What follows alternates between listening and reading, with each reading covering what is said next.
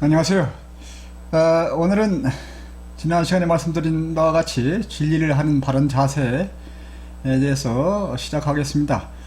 오늘은 그 첫 번째 시간으로 전체 개괄 전반적으로 간단히 소개를 드리려고 합니다.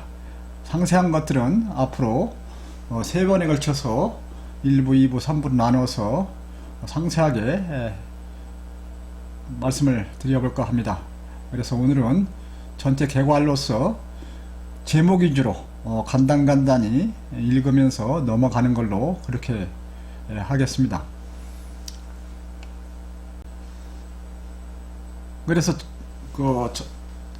첫 번째는요, 1부는요, 진리를 제대로 하기 위한 마음가짐, 그 다음에 진리 탐구에 들어가기 위한 준비, 즉 어떤 마음을 가지고 진리를 하는 걸 시작해야 하는지, 그리고 어떤 준비, 여기는 마음의 준비를 포함해서 물리적인 환경적인 그런 준비가 필요한지 하는 것을 설명을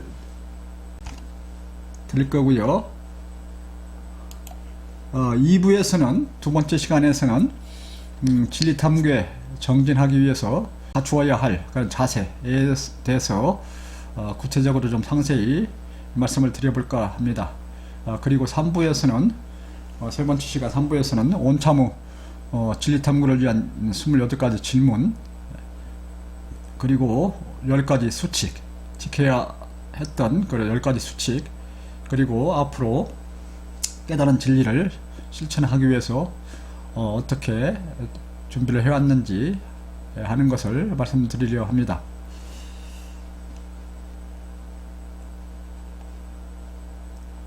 일부에 말씀드릴 내용을 주요한 소재별로 정리를 해드리면은, 첫 번째, 진리를 제대로 하기 위한 마음가짐으로서 마음가짐 원, 첫 번째 마음가짐 원, 인간은 육체와 혼을 같이 가지고 있되 혼이 주인이며 인생은 혼을 키워가는 과정임을 잠시도 잊지 말아야 한다. 상세한 설명들은 다음 시간에 자세히 해드리고요. 오늘은 그 소재만 나열하는 식으로 읽어가면서 전체를 개괄해 보도록 하겠습니다. 그래서 보다 더 세부적인 그 마음가짐으로서는 혼이 육체보다 우선이고 주인이라는 것을 잠시도 잊지 말아야 한다. 다시 말해서 육체가 인간의 전부라고 하면 더욱 문제가 되고요. 인간의 또는 나의 주체가 육체가 전부다, 그런 것은 진리를 하는데 조금도 진리를 나갈 수 없는 그런 것이 됩니다. 그래서 혼을 중심으로 해서 인간을 볼 수가 있어야 된다, 그런 것이 되고요. 마음가짐, 혼과 관련된 마음가짐 두 번째는 인생은 혼을 늘려가는 과정이라는 것을 확신하고 진리 터득에 전념해야 한다, 이렇게 되어 있고요. 그 다음에 큰 마음가짐 두 번째로서는 욕구와 욕심은 진리를 지어내며 왜곡시킨다는 것을 철저히 인식해야 한다. 즉 욕심과 욕구는 진리 탐구에 있어서 가장 큰 장애가 되고 한계가 됩니다. 그래서 욕구와 욕심을 철저히 없애는 것뿐만 아니라 욕구와 욕심을 얼마나 철저히 없애느냐가 진리를 얼마나 깊이 그리고 크게 깨닫느냐 하고 아주 밀접하게 관련이 있습니다. 그래서 욕구와 욕심 관련된 그런 마음가짐을 가져야 되는데요. 그 세부적인 것을 하나는, 욕구는 환을 지어낸다. 욕구는 진리에서 완전 다른 환, 즉 실제 없는 거죠. 없는 것인데 있는 것처럼 느끼는 걸 환인데, 그런 욕구를 주로 이제 물질세계, 물리세계가 그런 현상인데요. 그런 욕구는 환을 지어낸다. 그 다음에 세부적인 마음가짐 두 번째는, 욕심은 진리를 왜곡시킨다. 욕심이 작용할수록 진리는 보지 못하고 물질이나 육체 위주로 살면서 진리는 숨어버리게 되는 건데요. 이건 그렇게 되어 있고요. 그 다음에 마음가짐 세 번째, 욕심에 관련된 세 번째입니다. 욕심을 얼마나 철저히 버리느냐가 진리의 넓이와 깊이를 결정한다. 이렇게 되고요. 그 다음에 큰 마음가짐 세 번째는 내가 없거나 인류와 우주가 없어도 진리는 존재한다는 것을 명심해야 한다. 상당히 심각한 문제들이죠. 자세한 설명은 다음 주 설명을 드리는 겁니다. 그 다음 네 번째 큰 마음가짐은 진리는 스스로 힘을 지니며 항상 모두에게 평등하며 이롭고 평화롭게 해줌을 믿어야 한다. 즉 진리가 그냥 헛 논쟁이나 우리 생활과 전혀 관련 없는 것을 한다고 생각하면은 안 됩니다. 물론 진리를 모르기 때문에 그런 현상이 일어나는데, 진리에 대한 믿음,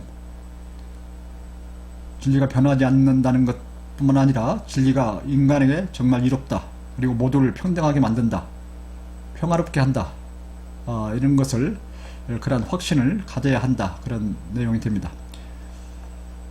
그 다음에 두 번째로서 진리 탐구를 위해서 어떠한 준비가 필요한가 하는 건데요. 첫 번째 준비사항으로서 진리를 하기 위해서는 가장 먼저 과거의 때를 철저히 제거하고 자신을 참하게 만들어야 한다. 인간은 살면서, 물론 태어나면서부터도 유전자에 의해 쓰던 육체를 가지면서 진리 탐구에 방해가 되는 여러 가지 장애들을 갖고 태어납니다만은, 살면서 많은 때를 갖게 됩니다. 때는 욕심에 의해서 만들어지는 건데요.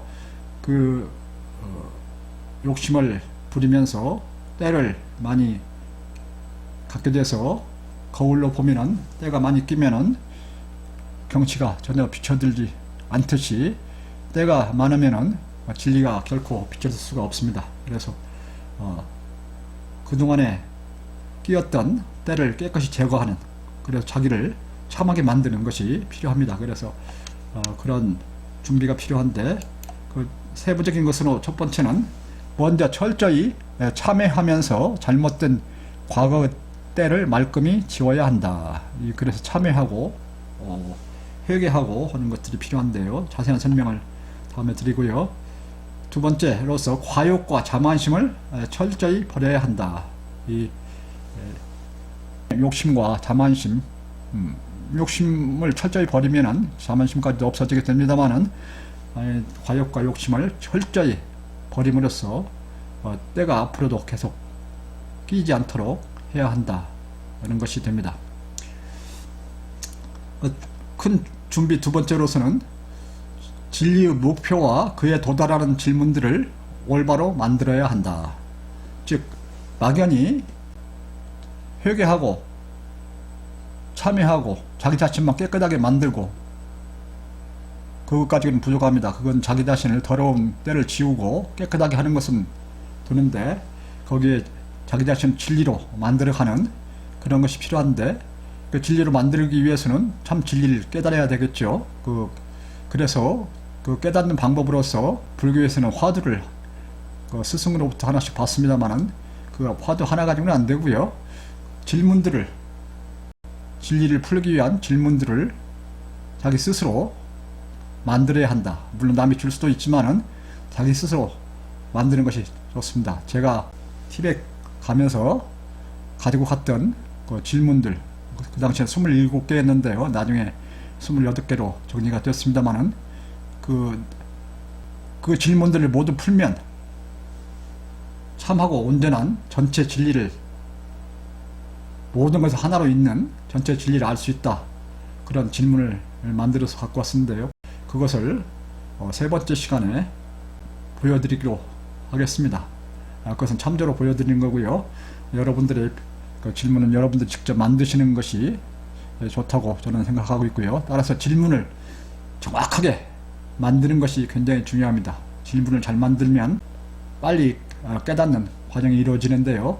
그렇죠. 질문을 잘하는 학생은 그만큼 잘 알고 있는 학생입니다. 그래서 질문을 잘 만들면 자기가 모르는 부분을 정확히 알고 있고 그것에 따라서 쉽게 그 모르는 영역을 알아내는 그런 일이 일어나는데, 그래서 진리를 할 때에는 항상 질문을 정확하게 만들어내야 된다. 그 질문 하나 가지고는 안 되고요. 물론 하나 가지고는 그 질문을 푸는 그런 진리는 해내겠죠. 그러나 그것까지 부족하고 저는 그 질문들을 모두 이어서 하나로 풀면은 모든 온전한 진리를, 완전한 진리, 모든 것이 하나로 있는 완전한 진리를 알아낼 수 있다. 그렇게 질문을 만들었습니다. 여러분께서도 한번 해보시고요. 그 다음 세 번째 큰 준비사항으로는 진리를 탐구한 동안 지켜야 할 계율과 수칙을 잘 만들어서 항상 견지하면서 지켜가야 한다. 즉 진리를 하는 동안 지켜야 할 수칙을 스스로 만들어서 항상 옆에 두고 철저하게 그거를 지켜나가는 것이 필요하다. 이런 내용이 되는데요. 역시 제가 만들었던, 제 스스로 지키기 위해서 만들었던 그 수칙 10가지를 세 번째 시간에 소개를 해드리려고 합니다. 여러분 스스로 만들어 보시기 바라고요. 그 다음에 네 번째 준비사항으로서, 큰 준비사항으로서 진리 탐구에 몰두할 수 있도록 의식주를 포함해 필요한 환경들을 만들어야 한다. 실질적으로 진리 탐구 동안 갖추어야 할 수칙뿐만 아니라 자기가 먹고 자고 의식주를 해결할 수 있는 그러한 환경, 진리 탐구에 가장 적합한 그러한 환경을 만들어서 갖추고 있어야 된다. 그런 내용이 되겠습니다. 두 번째 시간은요, 진리 탐구에 정진하기 위해서 갖추어야 할 그런 자세에 대해서 설명을 해드리는데요. 그 자세에는 좀 구체적으로 많은 내용이 있는데요. 그 첫 번째 자세, 모든 욕심과 자기 중심성에서 벗어나야 한다. 그 자세 첫 번째 큰 자세가 되고요. 그 세부적인 걸로 보면은 육체적인 자기와 자기 중심성에서 완전히 벗어나야 한다. 육체적인 자기를 벗어나고 또한 자기 중심성을 완전히 벗어나야 객관적인 진리를 올바로 깨닫게 됩니다. 자기 중심성을 벗어나지 못하면 결코 큰 진리를 할 수 없고요. 다시 반복해 드립니다만 자세한 세부적인 내용은 앞으로 해당 시간에 자세히 설명을 해드리려 합니다. 두 번째는 욕심을 철저히 버려야 한다. 이런 것이 되고요. 큰 자세 두 번째는 결코 어느 것에도 아부하지 말아야 한다. 이거는 아부는 욕심과 함께 연결돼서 나타나는 현상인데요. 여기서 아부라 하면 사람에게 아부하는 것도 있지만, 여기서 아부라 하면은 먹고 자는 것, 자기 육체에 아부하는 것, 어떤 자기 편한 것에 아부하는 것, 욕구에 아부하는 것, 이런 것들 다 포함하게 됩니다. 그래서 어떤 것에도 아부하지 말아야 된다 하는 것이 되고요. 큰 자세 세 번째는 있는 것을 있는 그대로 보되 더욱 진짜인 내용을 최대한 객관적으로 보도록 노력해야 한다. 앞에서 말씀드린 자기 중심성을 벗어나면서 자기를 철저히 벗어나게 되면은 있는 것을 있는 그대로 보게 되고 보다 객관적이 되면서 그 노력을 다시 강조를 하고 있고요. 이에 대한 세부적인 자세에 대해서는 물리세계는 과학적으로 이해되어야 한다. 물리세계는 과학적으로 이해가 되어야 됩니다. 즉 과학에 의해서 확인이 되어야 합니다. 적어도 물리세계는 그렇습니다. 이치의 세계와 진리의 세계는 물리세계 내부에 포함되는 것도 있습니다만 그렇지 않은 것들이 있어서 혼란이 일어나지 않도록 해야 되고요. 특히 물리적으로 일어난 현상이나 그런 운동이나 변화나 이런 것들은 항상 과학적으로 증명이 되도록 이해가 되어야 됩니다. 그렇지 않으면 미신으로 흘릴 수가 있고요. 애매하게 혼자만 생각으로 물리세계를 이해해서는 안 되지요. 그래서 물리세계는 철저히 과학적으로 이해가 되는 것을 인정하는 것으로 그렇게 해야 되고요. 두 번째는 물리세계의 다양성과 유한 속의 무한에 빠져 헤매지 말아야 한다. 흔히 진리를 할 때 가장 문제가 물리세계의 다양한 그런 다양성, 또한 물리세계가 계속 변하는 그런 변화, 이런 것에 휘말려서 그런 피상적인 세계에 휘말려서 그 속에 들어있는 진리를 보지 못하고 그런 피상적인 삶을 살면서 진리를 놓치는, 진리를 전혀 보지 못하는 그런 현상이 일어나는데요. 그래서 물리세계의 다양성과 그런 변화, 무한한 변화, 그런 것에 본인이 빠져들거나 휘둘리지 말아야 합니다. 그 원리는 해당 시간에 제가 자세히 설명을 드리고요. 세 번째는 무형의 정신세계가 유형의 물질세계를 지배함을 이해해야 한다. 즉 물질세계 위주로만 모든 걸 보려고 하는 것은 벗어나야 함은 물론이고, 그 내부에는 생명에 대해서 할 때 정신세계라는 말이 해당됩니다만은 무형의 이치의 세계, 진리의 세계가 먼저 있고 그거는 변하지 않고 물질의 세계는 차라리 임시적으로 존재하는 개념임을 항상 벗어나지 말아야 합니다. 물리세계를 중심으로 해서 거기 갇혀서 이해하려고 하면은 결코 큰 진리에 이를 수가 없습니다. 그 다음에 네 번째 조그만 자세로서는 결코 자기만의 세계를 만들어 그 속에 또아리를 틀지 말라. 즉 흔히 수행을 한다고 하고 명상을 한다고 하고 진리를 탐구한다고 하면서 자기만의 세계를 상상으로 만들어서 자기만의 편함을 느끼고 평화를 느끼면서 자기는 깨달았다고 하는 경우가 많습니다. 마치 개미가 자기 방을 만들어 그 안에 들어가서 편안함을 느끼고 평화를 느끼는, 그것으로 모든 것을 다 깨달았다고 할 수 있는 것처럼 해서는 안 된다. 그런 것이 되는데요. 구체적인 설명과 이해는 해당되는 시간에 해드리고요. 그 다음에 큰 네 번째 자세에 대해서는 모든 것을 연속적으로 이어가며 보도록 해야 한다. 즉 서로 이어지도록 이해를 해야 합니다.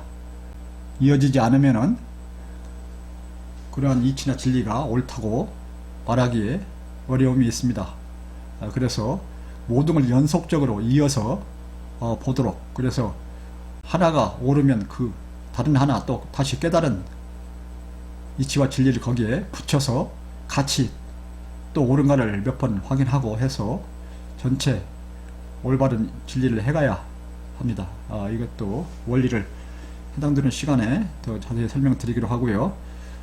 다섯 번째 자세로서 진리를 바로 하기 위한 계율들을 지키며 참한 진리, 온전한 진리에 도달을 할 때까지 몰두 정진해야 한다. 앞에서 말씀드린 그 질문 전체가 풀릴 때까지 모든 것을 이어서